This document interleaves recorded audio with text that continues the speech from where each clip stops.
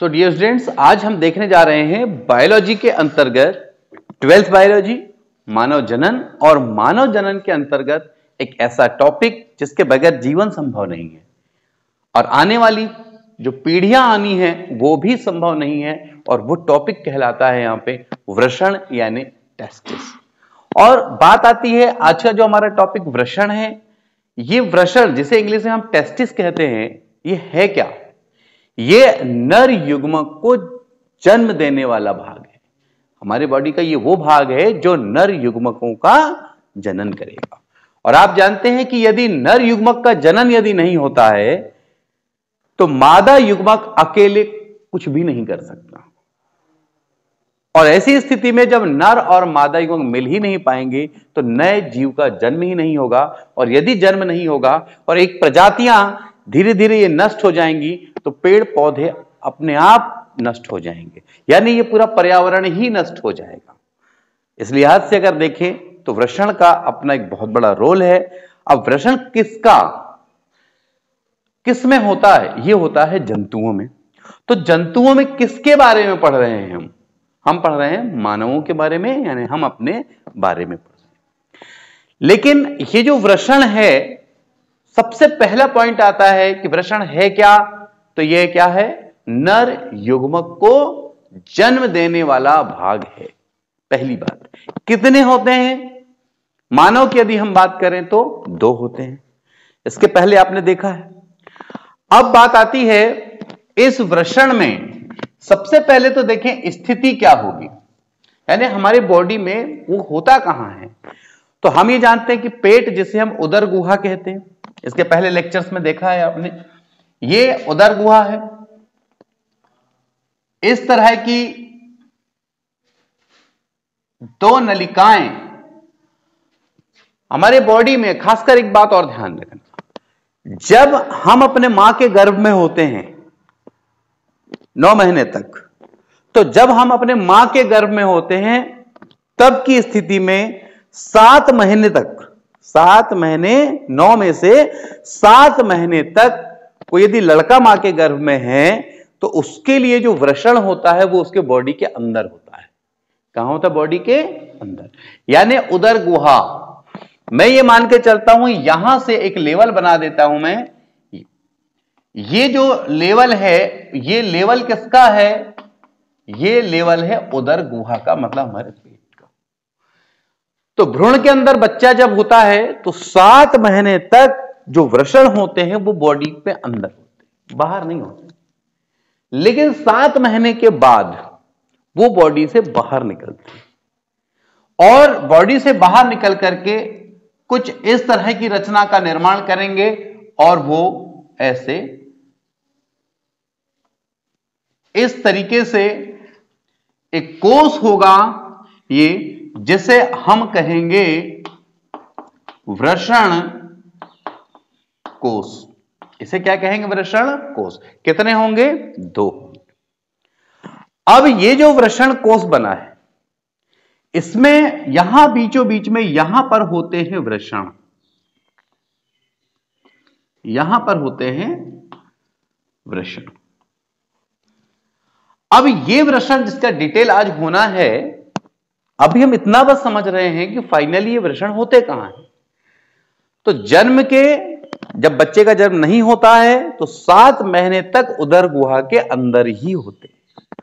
लेकिन 7 महीने के बाद ये लड़के की बॉडी से जो उदर गुहा, पेट वाला भाग है, उससे नीचे की ओर लटक जाते हैं 2 संख्या में।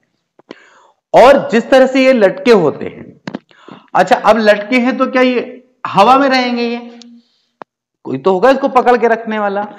तब अंदर से एक संयोजी ऊतक का बना कॉर्ड होता है और इसे कहा जाता है रज्जू।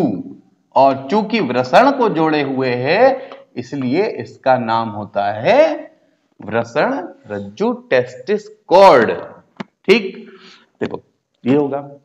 अब बात आती यहां पे क्या कंडीशन है, तब मैं आपको बता दूं कि यहां बहुत एक खास पार्ट है। यहां भी एक संयोजी ऊतक का बना भाग होता है, ये जो जोड़े रखता है, जिसे उसे अंदर वापस जाने नहीं देता है।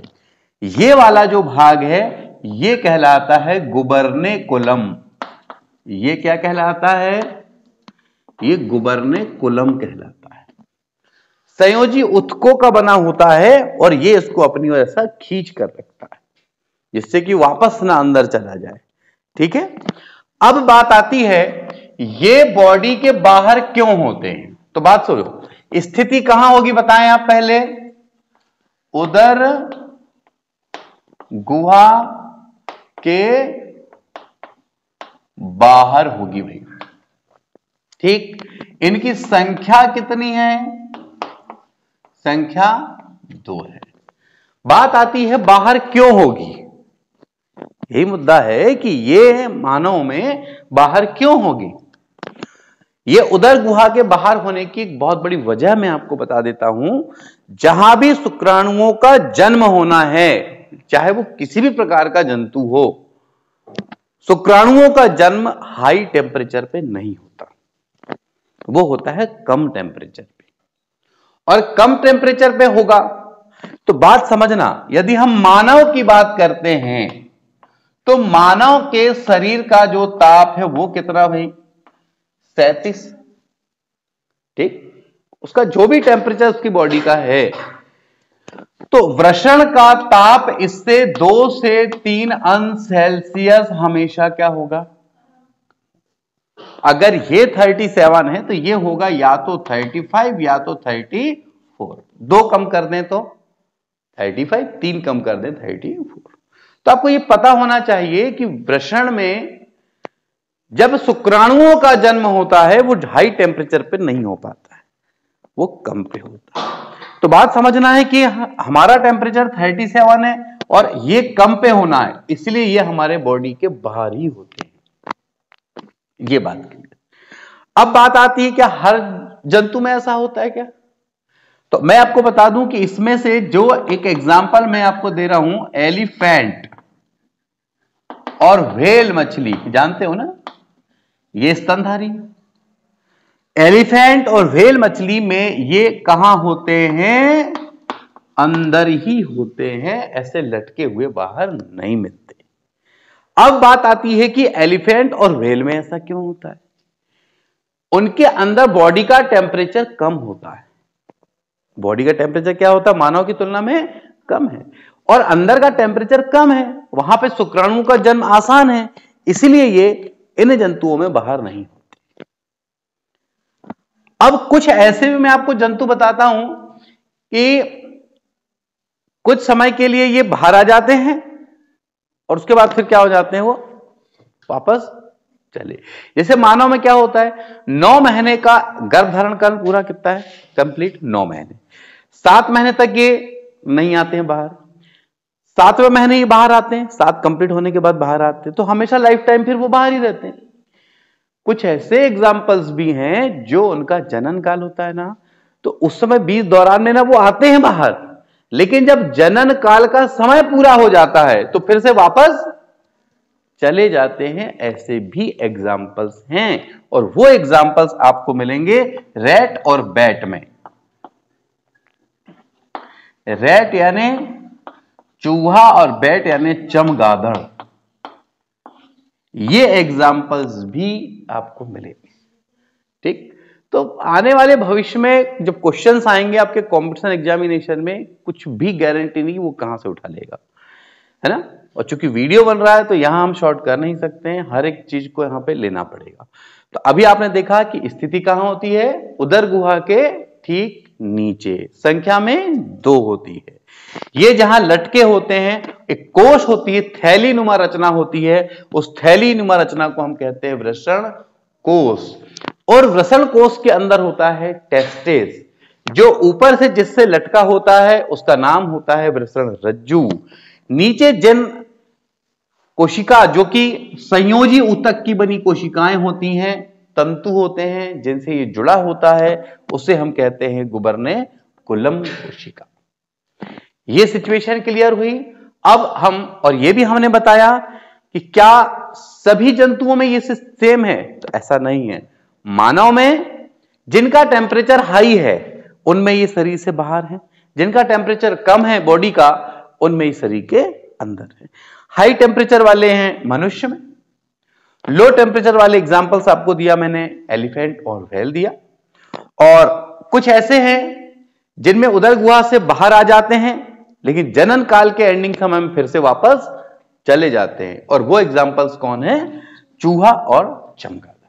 ठीक, अब हम चर्चा करेंगे कि आखिरकार ये जो टेस्टिस है, वृषण, इसकी संरचना कैसी है। तो हमारा जो पॉइंट नंबर फर्स्ट है, स्थिति से संबंधित बातें हो चुकी हैं, और अब हमारा पॉइंट नेक्स्ट स्टार्ट हो रहा है जिसमें हम देखने जा रहे हैं मुख्य सहायक अंग। लेकिन ये देख चुके हमने, ये जो वृषण है उसके मुख्य सहायक अंग कौन है? वृषण कोश है, वृषण रज्जु है, गोवर्नेकुलम है, तो ये भी पॉइंट हो चुका हमारा। ठीक, अब आ रहे हैं मेन टॉपिक जो आज हमारा है, और वो टॉपिक है वृषण। और हम सबसे पहले देखेंगे वृषण की बिल्कुल स्पष्ट संरचना, और उस संरचना के आधार पे फिर हम देखेंगे उसके कार्य, लेकिन पहले देखने जा रहे हैं हम उसकी संरचना।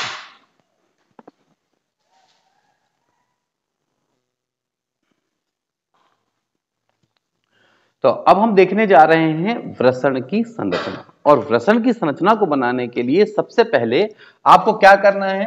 आपको पहले दो पॉइंट आउट करने हैं, ये पॉइंट, ये और ये। और दो पॉइंट आउट करने के बाद अब आपको लेकर चलना है एक, ये पहले रफली भी बताते जाता हूं, ये जब ऐसा हो तो इस तरह की एक रचना का निर्माण, लेकिन ये सेंटर में नहीं होना चाहिए, ये थोड़ा सा यहां, ये जो स्थान है वो सेंटर में ना होकर ऊपर हो।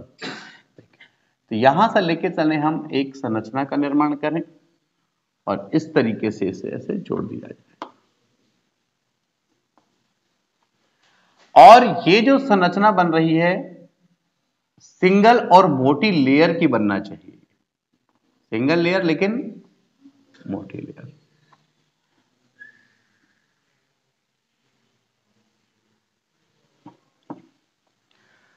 अब इस संरचना में सबसे पहले इसे आप इस तरह से बाहर की ओर निकाल दें, और यहां भी बाहर की ओर निकाल। अब आगे की इधर की जो संरचना है उससे अभी कोई लेना देना हमारा नहीं है। अब हमको करना क्या है वो ये देखो, आप इसमें क्या करना पड़ेगा आपको? सबसे पहले ये बाहर की ओर बिल्कुल सेम, यहां आप दो पॉइंट आउट कर लें, और बाहर की ओर जैसा जैसा आपने लिया है बिल्कुल वैसे ही एक और लेयर की कल्पना करें आप। ये एक लेयर और है जिसकी आप कल्पना कर रहे हैं, इसको डबल लेयर्ड करना है आपको, तो यहां से आप डबल लेयर्ड कर दें।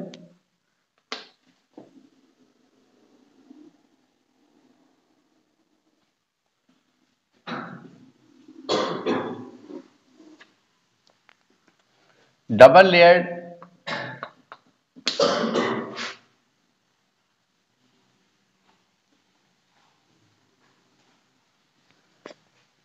यहां अब समझना यह है कि जो लेयर हुई, वृषण जो है, वृषण के सबसे बाहर की ओर जो लेयर होगी, वो बाहर के लेयर में आप इस भाग को देख पा रहे होंगे अच्छे से, ये पार्ट को, इस पार्ट में एक आउटर लेयर है और एक कौन सी लेयर है? इनर। आउटर और इनर, काफी मोटी लेयर है ये, ठीक है, सुरक्षात्मक कवच है उसके लिए। अब ये आउटर वाले को आप क्या कहेंगे? इसको सबसे पहले नंबर 1 दे देते हैं इसे, और ये देखते जाएंगे आप, इसे मैं देता हूं नंबर 2। ये जो आउटर लेयर है, उस आउटर लेयर का नाम क्या होगा? Parietal layer. इसका नाम क्या है? Parietal layer. और ये कहां, ये क्या है? नीचे की है, इसे कहा जाएगा विसरल लेयर, या आप ये मान सकते हैं बाह्य भाग और आंतरिक भाग, आउटर और इनर। अब यहां पर ये जो पार्ट आपको दिख रहा है जिसके अलग अलग नाम दिए गए हैं, दो परत है, पैराइटल लेयर और विसरल लेयर, वो वास्तव में अलग अलग नहीं है, एक ही परत का आउटर और इनर पार्ट है। जैसे कि अगर मैंने किसी को ऐसे ढाक लिया तो ये आउटर भाग और ये इनर भाग, ठीक है। और इसको एक और दो दोनों को मिला दें एक साथ, दोनों को मिला दें आप एक साथ, मैं कह सकता हूं 1+2, उसको एक साथ कहा जाता है वेजिनेलिस। क्या कहेंगे उसको? वेजिनेलिस। तो ध्यान रखना है, एक साथ इसका जो नाम है वो नाम पड़ा है वेजिनेलिस। वेजिनेलिस।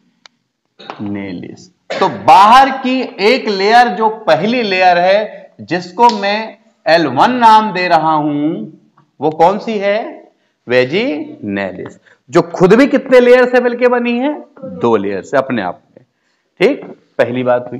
तो वो L1 लिख दिया, मतलब लेयर कौन सी हो गई? वो फर्स्ट हो गई।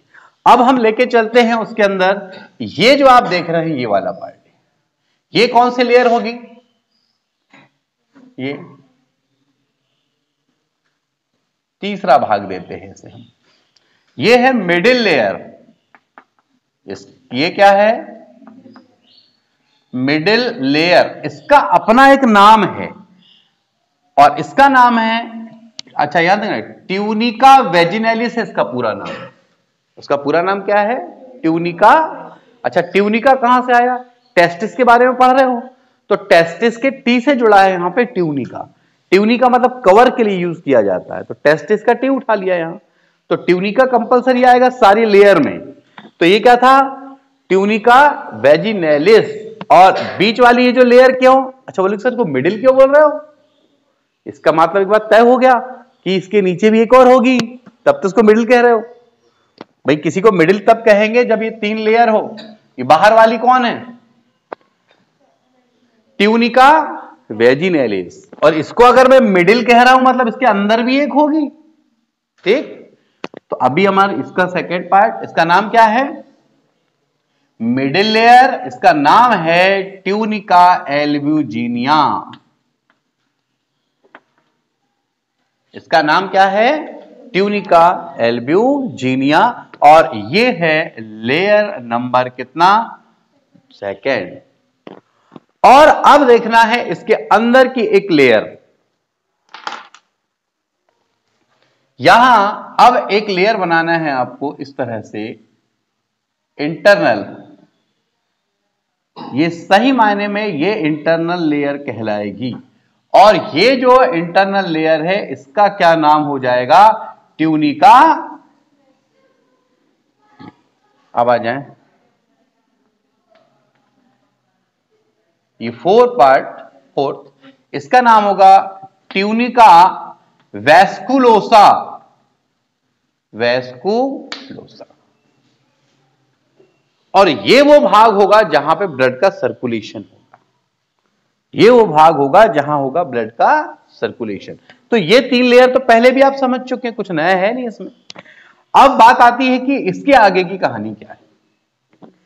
इसके आगे की कहानी यह है, आपके पास में इसके अंदर कुछ लोब्स होंगे। देखो एक चीज और समझना, पहले मैं एक बात समझाना चाहता हूं। ये बीच वाली लेयर कौन सी है बोलो? ठीक है, जिसका एक और नाम क्या है? Tunica albuginea. अब समझना एक मिनट के लिए, अगर मान लो कोई ऐसे लेयर है, ये लेयर है ना, अब ये बीच बीच में अगर थोड़ा सा दबाव लगना चालू हो जाए तो कहीं कहीं ये धंसना चालू हो जाएगी। तो क्या होता है कि ये यहां से मान लो कोई यहां दबाव लगा, यहां प्रेशर बना, यहां प्रेशर बना, अब यहां लेकिन टूटेगी नहीं, तो इलास्टिसिटी की बनी है। तो ये क्या होगी, यहां से ये ऐसा दब जाएगी। फिर यहां से प्रेशर बना तो ये यहां से क्या हो गई, ऐसा दब गई। फिर यहां कहीं प्रेशर बना तो यहां से क्या हुआ, ऐसा। अब देखो इन भागों को मैं थोड़ा मिटा दूं, ये देखो तो आपको खांच खांच दिख रही कि नहीं बोलो? खांचे दिख रहे हैं। इसका मतलब ये होता है कि जो ट्यूनिका एल्ब्यूजिनिया है उसमें खांचे खांचे बन जाएंगे, और खांचे बनने से हमको ऐसा लगने लगता है कि ये अलग अलग क्या बन गए, ये देखो ये वाला पार्ट, ये अलग अलग क्या बन गई, ये लोब्स बनने लगे हैं। ये पर्टिकुलर गोला कर दिया देखो मैं, ये अलग अलग क्या बनने लगे हैं, लोब्स बनने लगे हैं, और इनको कहा गया टेस्टिस लोब। ठीक, इसका मतलब ये यहीं पे यहां क्या होने लगे देखो। अब कैसे आप बनाएंगे उसको, आप इस तरह से ऐसे बनाते जाएं। कोई निश्चित आकार नहीं देना है कि आप उस पर बहुत ज्यादा माइंड कर रहे हैं। ये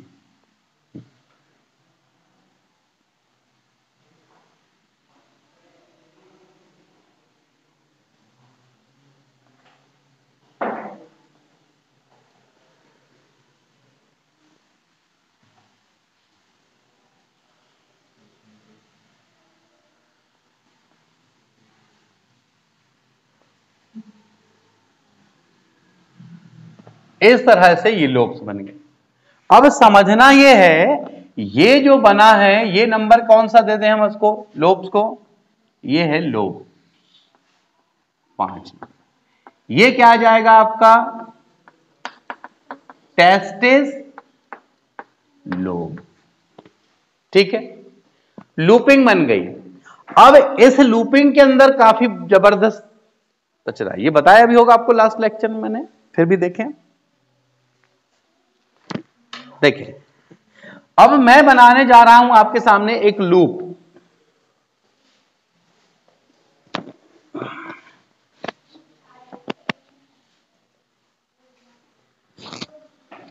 इस लूप में खास बात, ये एक बड़ा लूप बनाया मैंने, इसमें से एक लूप को उठाया है उसे बना। इस बात को अच्छे समझना, यहां धोखा होगा, यहां धोखा होगा, ध्यान रखना। यहां ऐसे समझना, देखें यहां पर एक नली ऐसे होगी, ऐसे, फिर आपकी ऐसे और ऐसे, कितनी संख्या में, 1 2 3, और ये फिर मिलकर के एक ही नली बनेगी, ये एक ही नली।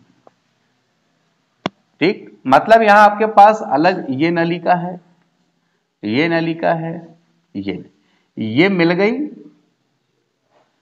1 2 3 अलग अलग है, लेकिन घूम फिर के कहानी फिर यहां से जब निकलेगी तो ये कितना रास्ता निकला। ठीक, अब यहां पर समझना है, यहां ये वाला जो पार्ट है, ये पार्ट, अब यहां कितना आया, 1 2, और ये, और यहां आकर के कॉमन बन जाएगी, और ये जो कॉमन वाला भाग होगा। तो यहां इसके अंदर ये जो लूप देख रहे हैं, लूप के अंदर ऐसे स्ट्रक्चर्स होते हैं और ऐसे स्ट्रक्चर्स यहां। ठीक, ये कौन सी नलिकाएं कहलाएंगी, ये है सेमिनिफेरस। यानी अब इसके अंदर क्या उतना डेवलप बना नहीं पाएंगे, इसलिए हमने आपको बता दिया। तो यहां कैसी होंगी, देखें ये इस तरह से, ऐसे ऐसे, और ये फिर इस तरह से बाहर निकलेगी हर जगह। ऐसा जो हम दिखा रहे हैं ये हर जगह ऐसा होगा, आप बना लेंगे, और उसका जो मटेरियल है वो यहां निकलेगा। अब समझना यह है कि ये वाला जो पार्ट है, इसमें ये है क्या, बताओ ये कौन सी नलिका है, ये शुक्र जनन नलिका। ये क्या है, यानी समझना है कि टेस्टिस में बाहर तो 3 लेयर तो अलग थी, उस लेयर के बाद जो इंटरनल लेयर, लेकिन उसमें से कौन सी वाली लेयर, ट्यूनिका एल्ब्यूजिनिया, जहां धस गई, खांचे खांचे बन गए, जिससे कि लोब बन गए, और लोब के अंदर रचना होती है इस तरह की, और इसको हम कहते हैं शुक्र जनन नलिका, और इंग्लिश में कहा जाता है एक और क्या, सेमिनिफेरस ट्यूबल्स। ठीक है, ये कौन से कहलाएंगे, ये कहलाएंगे सेमिनिफेरस ट्यूबल्स, शुक्र जनन नलिका। यानी स्पष्ट है कि यहां पे किसका निर्माण होने जा रहा है, इसमें अभी शुक्राणुओं का निर्माण होगा। अब बात आती है शुक्राणुओं का निर्माण कैसे होगा। ठीक, अभी इसके अंदर की अगर रचना की हम बात करें, पर्टिकुलर इसके अंदर की, तो इसके अंदर की रचना को अनुप्रस्थ काट के रूप में यदि लें तो कुछ इस तरह की रचना आपने मेरे लास्ट लेक्चर में पढ़ा है। ठीक, शुक्र जनन नलिका के अनुप्रस्थ काट की संरचना का वर्णन, ये पढ़े आपने। अब देखना ये है, यहां पर आप देखें कि बाहर और अंदर कितने आवरण होते थे, इसमें 2 आवरण होते थे। इस बाहर वाले आवरण का क्या नाम था? बाहर वाले आवरण का नाम, हाँ, ट्यूनिका प्रोपिया। इसके अंदर वाले का नाम, अब यहां पर सेल थे कुछ इस तरीके के सेल थे और इस तरीके के सेल थे। ये लेक्चर आप देख चुके हैं, जिसे नहीं देखा है वो एक बार देख लेना। थे ऐसे, तो यहां पर जो छोटे छोटे सेल बने हैं, ये छोटे सेल कौन से थे? ये है स्पर्मेटोगोनिया। ये जो छोटे छोटे सेल है जो स्पर्मेटोगोनिया है, ये बनाएंगे शुक्राणुओं को। कैसे बनाएंगे बात का मैटर है, पर अभी पता हो आपको। और ये जो इस तरह शंक्वाकार दिख रही है, इसको कौन सी सेल कहते थे हम? हाँ, नर्व सेल भी कहते थे, और ये कहलाती है सर्टोली सेल्स। और इनका क्या काम था और इसका डेवलप जो है, जब भी आपको देखना हो तो आप सेपरेट उसको देख सकते हैं, तो उसको रिवाइज करके टाइम वेस्ट नहीं करना है हमको। ये बात बिल्कुल क्लियर है, ठीक। अब हमको ये देखना है कि यहां पर ये जो सेल्स हैं, ये जिसको हम क्या कहते हैं, छोटी छोटी सेल्स हैं, स्पर्मेटो, ये स्पर्मेटोगोनिया कैसे शुक्राणुओं का निर्माण करेगी, इस बात पे हम थोड़ी सी चर्चा करते हैं पहले, और फिर से आ जाएंगे इसके आगे के स्ट्रक्चर पर। ठीक है,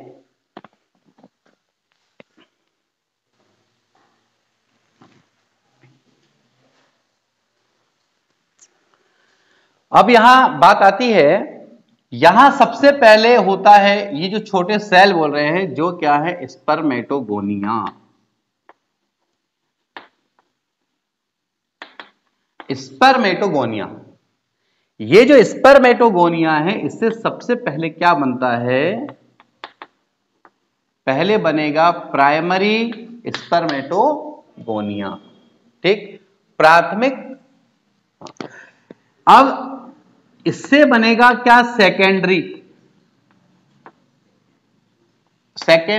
स्पर्मेटोगोनिया। अब ये जो सेकेंडरी स्पर्मेटोगोनिया है, यहां से अब स्टार्ट होता है अर्धसूत्री विभाजन। कौन सा होगा?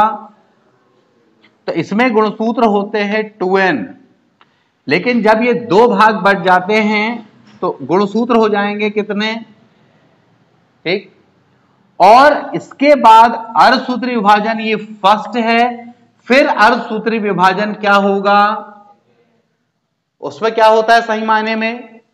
जो अर्धसूत्री विभाजन सेकेंड है वो समसूत्री ही होता है। यानी बात समझना है, एक बार सेल में अगर 2n गुणसूत्र है, टूटा तो एक से कितने बन गए? 2 बने, तो 2n की जो गुणसूत्र है वो क्या होगा? यहां भी n होगा, यहां भी।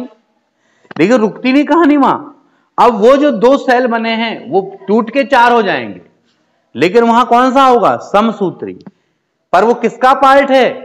अर्धसूत्री का ही पार्ट है, सेकेंड पार्ट, इसलिए उसको कहते हैं अर्धसूत्री सेकेंड। ये लास्ट ईयर पढ़े हो आपने। तो यहां कितने बन गए? इससे कितने बनेंगे?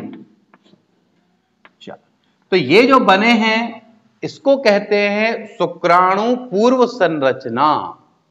शुक्राणु पूर्व संरचना मतलब शुक्राणु बनने के पहले की संरचना, क्योंकि शुरुआत में जब ये बनते हैं तो गोल ही रहते हैं, नर हो चाहे मादा। लेकिन बाद में ये शुक्राणु अपने रूप को बदलेंगे, अपने में कायांतरण करेंगे, अपनी काया में परिवर्तन करेंगे, और इनका परिवर्तन होने के बाद शुक्राणु का जो आकार होगा वो कुछ इस तरीके से हो जाता है।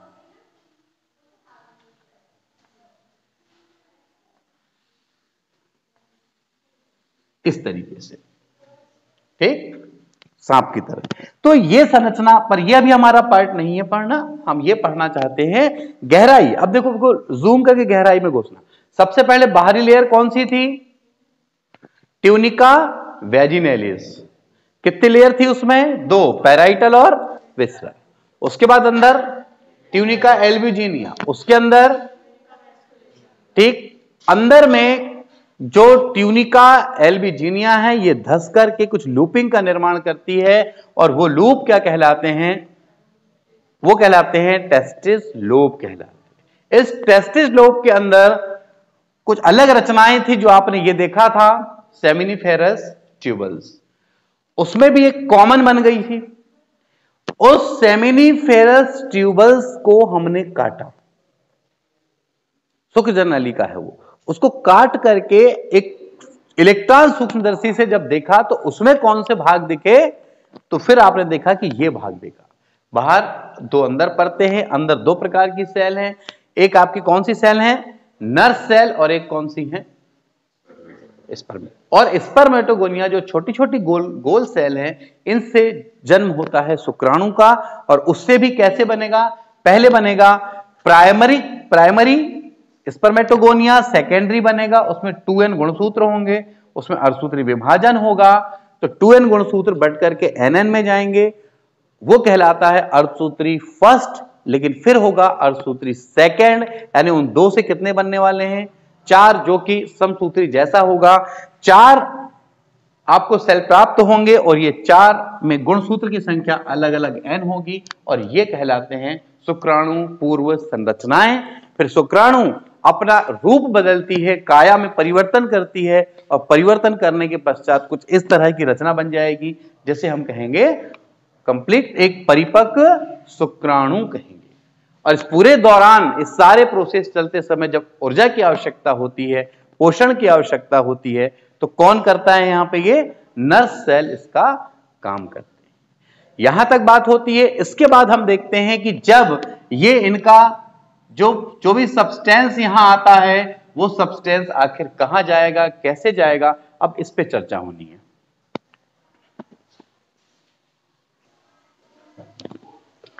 अब बात आती है, यहां थोड़ा हम स्पेस बना लें,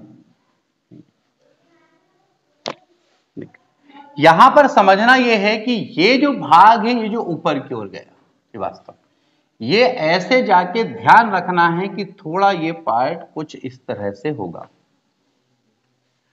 और बात आती है कि ये जो पार्ट बनाया गया है, ध्यान रखना, यहां पर एक चीज और मैं बता दूं, भूल जाएंगे, हर किसी का स्त्राव यहां निकलेगा, ये यहां ऐसा, तो ये वाला जो पार्ट होगा जहां ये आके कलेक्शन होगा, उसको हम क्या कहेंगे, वृषण जाल। इस भाग को हम क्या कहेंगे, इसको हम कहेंगे वृषण जाल, रेड टेस्टिस, ये बीज विभाग। अब यहां तक की जो कहानी जो है, वो वृषण की कहानी खत्म हो जाती है। अब कहानी चालू होती है, ये जो आप ऊपर वाला भाग देख रहे हैं, ये वृषण नहीं है, ये अधिवृषण है, इपिटेस्टिस है। ये वाला भाग जो आप देख रहे हैं, ये क्या है, ये अधिवृषण है। और ये अधिवृषण के 3 भाग में बना दूंगा, यहां से काटकर ऐसा, और ये यहां से लेके यहां तक फर्स्ट पार्ट, ये बीच वाला सेकेंड पार्ट, और ये लास्ट वाला थर्ड। इस फर्स्ट पार्ट को थोड़ा मैं यहां कर दूं, वहीं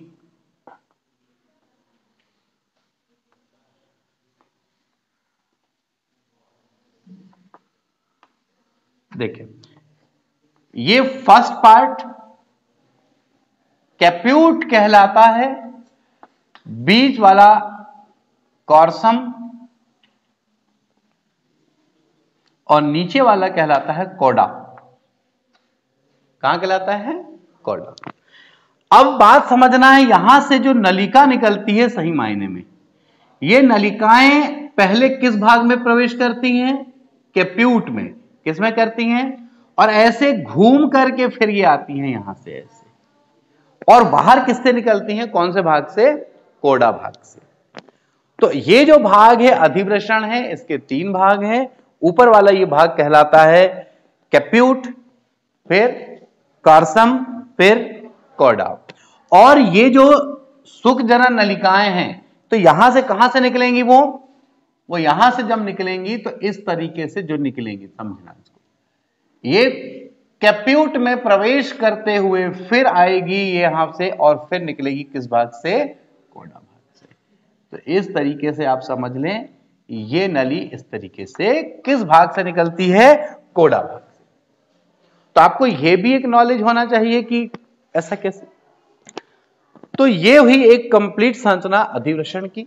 और दूसरी बात यह ध्यान रखना थोड़ा सा, ये जो वृषण है आपने देखे होंगे, इस वृषण में खास बात क्या है? हमारे बॉडी में एक टेस्टोस्टेरोन हार्मोन्स का स्त्रावण होता है। कब होता है? वो बचपन से नहीं होता। किस उम्र से होता है? 11-12 साल के बाद। और ऐसा होने से क्या होता है कि बहुत उत्तेजक हार्मोन्स होता है वो। और ये वो समय होता है जब द्वितीयक लैंगिक लक्षण का जन्म होता है। बचपन से हम कॉले से होते हैं, फिर जब 11-12 साल को क्रॉस करते हैं तो धीरे धीरे हमारे बाल आने लगते हैं, हमारी आवाज मोटी होने लगती है ना, दाढ़ी मूछी धीरे धीरे 16-17 पे यहां आने लगता है। तो ये सारे कौन से लक्षण हैं? ये द्वितीयक लैंगिक लक्षण। तो टेस्टोस्टेरोन एक बहुत ही उत्तेजक हार्मोन्स होता है। जो बैल वगैरह होते हैं, तो बैल, जिन बैलों से काम लेना है अपने को, तो उनको शुरू में ऑपरेशन के द्वारा क्या करते हैं? टेस्टिस को अलग कर देते। इससे जीवन यापन फर्क नहीं पड़ता है, बस फर्क पड़ता है कि अब वो जन्म नहीं ले सकता। मतलब नए, जब जन्म नहीं होगा किसका? शुक्राणुओं का, तो नए पीढ़ी में तो जा ही नहीं सकता ना, लेकिन उससे काम लिया जा सकता है। क्योंकि वृषण के नहीं होने की वजह से वो जो उत्तेजक हार्मोन्स निकलता है वो नहीं निकलेगा, तो बहुत ज्यादा उत्तेजना नहीं होगी उसमें, तो उसको गधे के समान काम कराते रहो। तो बैलों में ऐसा किया जाता है। ठीक है, तो ये कहानी रही पूरी हमारी, लगभग पॉइंट आउट हो चुके हैं। स्ट्रक्चर यहां देखिए, वृषण भी क्लियर हो गया, संरचना भी, और उसके मुख्य भाग और अलग अलग भागों के ये कार्य भी। तो ये रहा आपका वृषण और वृषण से संबंधित छोटी छोटी बातें। ठीक है।